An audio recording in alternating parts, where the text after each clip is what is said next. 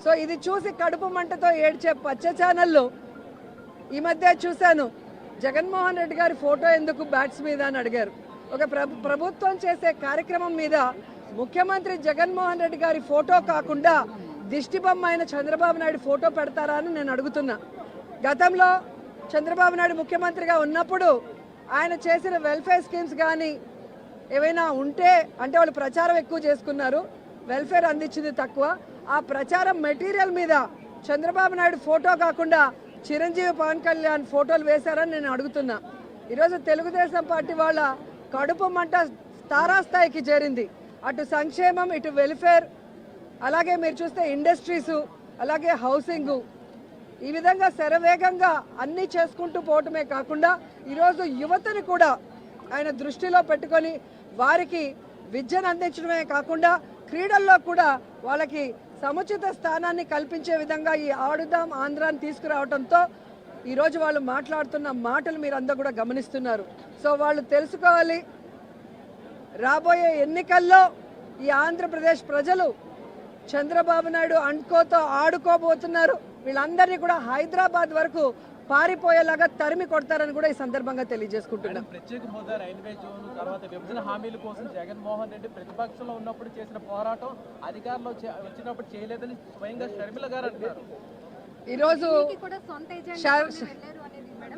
షర్మిల గారు మాట్లాడేటప్పుడు ఒకసారి ఆవిడ ఇప్పుడు ఏ పార్టీలో ఉందో ఒకసారి గమనించాలి. ఈ రాష్ట్రాన్ని విడగొట్టింది కాంగ్రెస్, ఈ రాష్ట్రానికి ప్రత్యేక హోదా లేకుండా చేసింది కాంగ్రెస్, ఈ రాష్ట్రాన్ని ముక్కలు చెక్కలు వైఎస్ఆర్ గారు చనిపోయిన తర్వాత చేయటమే కాకుండా ప్రజలకు అండగా ఉన్న జగనన్న మీద తప్పుడు కేసులు పెట్టి జైల్లో పెట్టడమే కాకుండా వైఎస్ఆర్ గారి పేరును కూడా ఎఫ్ఐఆర్లో చేర్చింది కాంగ్రెస్ పార్టీయే. సో నిజంగా జగన్మోహన్ రెడ్డి గారు ఈ రాష్ట్రం గురించి ఆలోచిస్తున్నారా లేదా అనేది ఈ రాష్ట్ర ప్రజలకు తెలుసు. ఆయన ఎప్పుడు కేంద్రం వెళ్ళి మోడీ గారిని కానీ కేంద్ర మంత్రుల్ని కలిస్తే రాష్ట్ర ప్రయోజనాల కోసమే మాట్లాడుతున్నారు. అధికారంలో ఉన్నప్పుడు రోడ్ల మీద కూర్చొని పోరాడరు, మంత్రులతో మాట్లాడి రావాల్సిన నిధుల్ని రాబట్టి ఏ విధంగా అన్ని కార్యక్రమాలని పూర్తి చేస్తున్నారో మీరే గమనిస్తున్నారు. ఈరోజు నేను షర్మిల గారికి ఒక సలహా ఇస్తున్నాను. అమ్మ షర్మిల గారు, రేవంత్ గారు కాంగ్రెస్లోనే ఉన్నారు కదా, మనకి రావాల్సిన 6,000 కోట్ల రూపాయలని 6,000 కోట్ల రావాల్సిన వాటిని తీసుకురండి రేవంత్తో మాట్లాడి. అలాగే 1,80,000 కోట్ల ఉమ్మడి ఆస్తులు ఏవైతే ఉన్నాయో వాటన్నిటిని కూడా సోనియా గాంధీతో రేవంత్తో మాట్లాడి తీసుకురావాలి. ఊరికే ఆంధ్రప్రదేశ్లో వచ్చి విషం చెందితే ప్రజలు ఎవరు కూడా నమ్మే పరిస్థితి లేదు అని కూడా ఈ సందర్భంగా తెలియజేసుకుంటున్నా. కేవలం జగన్మోహన్ రెడ్డి గారి మీద విషం చిమ్మటానికే చంద్రబాబు నాయుడు, సోనియా గాంధీ ఈరోజు షర్మిల గారిని ఆంధ్రప్రదేశ్లో కాంగ్రెస్ పార్టీలో పెట్టి ఈ విధంగా టూర్లు పెట్టిస్తున్నారనేది చిన్న పిల్లోడిని అడిగినా కూడా చెబుతారు. ఎందుకంటే నేను తెలంగాణలో పుట్టాను, తెలంగాణలోనే పెరిగాను, తెలంగాణలోనే పెళ్లి చేసుకున్నాను, తెలంగాణ ప్రజలు నా ప్రజలు, నా జీవితాంతం ప్రాణం ఉన్నంత వరకు తెలంగాణ ప్రజల కోసమే పోరాడతానని ఒక పార్టీ పెట్టి ఈరోజు ఏ లబ్ధి కోసం ఆ పార్టీని కాంగ్రెస్లో విలీనం చేసిందో తెలంగాణ ప్రజలకి చెప్పాలి. ఏ లబ్ధి కోసం తెలంగాణ ప్రజల్ని గాలి కొదిలేసి ఇక్కడ జగనన్న మీద విషం చిమ్ముతుందో కూడా చెప్పాల్సిన అవసరం ఉంది. ఈరోజు కాంగ్రెస్ పార్టీ తరఫున షర్మిల గారు కానివ్వండి, ఎవరు వచ్చినా కూడా వాళ్ళకి జీరో వాల్యూ. ఎందుకంటే ఇదే షర్మిల గారు పాదయాత్రలో కానీ తెలంగాణలో పార్టీలు పెట్టిన తర్వాత కానీ ఆమె స్పీచెస్ ఒకసారి మీకు చూస్తే మీకే అర్థమవుతుంది. రేవంత్ ఒక దొంగ, కాంగ్రెస్ ఒక పనికిమాలిన పార్టీ. ఈరోజు రాజశేఖర్ రెడ్డి గారు బ్రతుకుంటే కాంగ్రెస్ మొహం మీద ఉమ్మేసి ఉంటాడని మాట్లాడిన వ్యక్తి అదే కాంగ్రెస్లోకి ఈరోజు తన పార్టీని విలీనం చేసి తాను జాయిన్ అయి ఏ విధంగా కాంగ్రెస్ కండువా కప్పుకొని చంద్రబాబు నాయుడు స్క్రిప్ట్ ఎందుకు చదువుతుందో ఆవిడ చెప్పాల్సిన అవసరం ఉంది. ఆవిడ ప్రశ్నలకి జగన్ గారు సమాధానం చెప్పాల్సిన అవసరం లేదు. ఈ రాష్ట్రం కోసం, రాష్ట్ర ప్రజల కోసం, ఈ రాష్ట్రం విడిపోయి నష్టాల్లో, కష్టాల్లో, అప్పుల్లో చంద్రబాబు నాయుడు కాంగ్రెస్ ముంచేసినా ఈరోజు కుంటి సాకులు చెప్పకుండా సమర్థవంతంగా పరిపాలిస్తూ తానిచ్చిన ప్రతి వాగ్దానాన్ని నెరవేరుస్తూ సంక్షేమం అభివృద్ధి రెండు కళ్ళగా పరిపాలిస్తున్న జగనన్నకి ఈ రాష్ట్ర ప్రజలు ఎప్పుడూ అండగా ఉంటారు.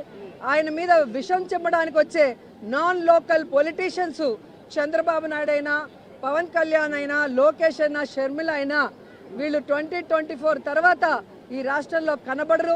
హైదరాబాద్కి పార్సిల్ చేసేస్తారు ప్రజలని కూడా చెప్తున్నా. రూపాయికే ఇల్లు అన్నారు, అది మాటలకే పరిమితం అయింది.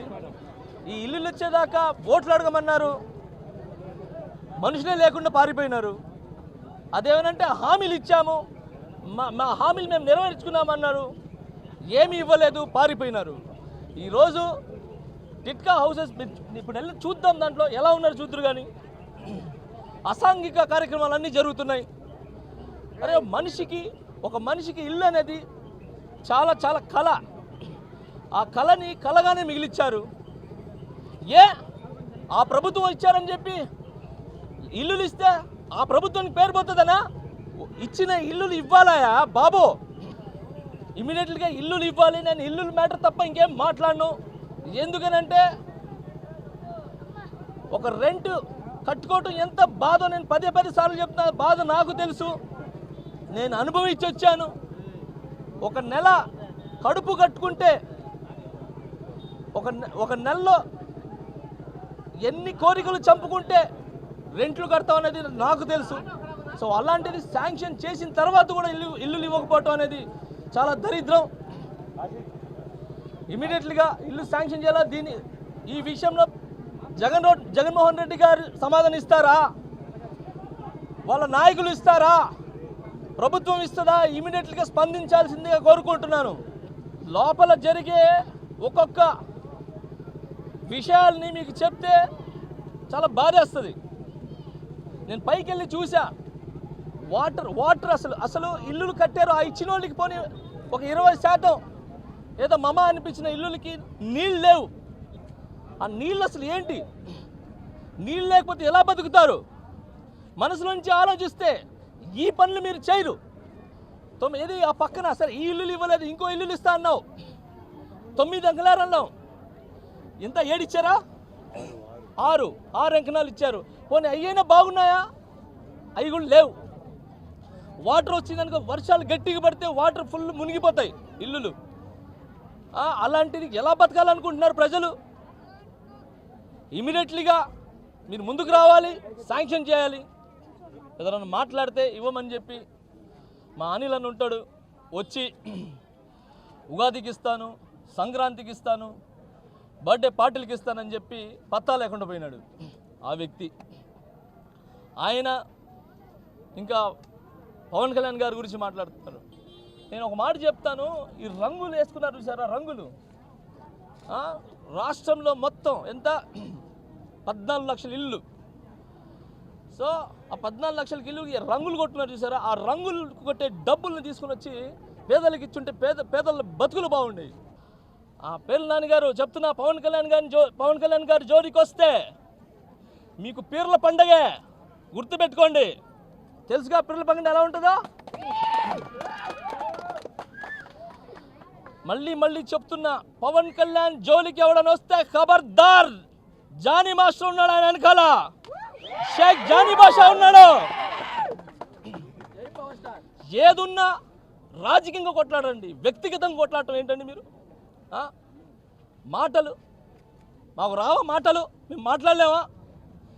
కానీ మా కళ్యాణ్ గారు చెప్పింది ఏది? ఎవరిని తిట్టొద్దు, ఎవరిని విమర్శించొద్దు, నిజం ఏముందో అదే మాట్లాడన్నారు.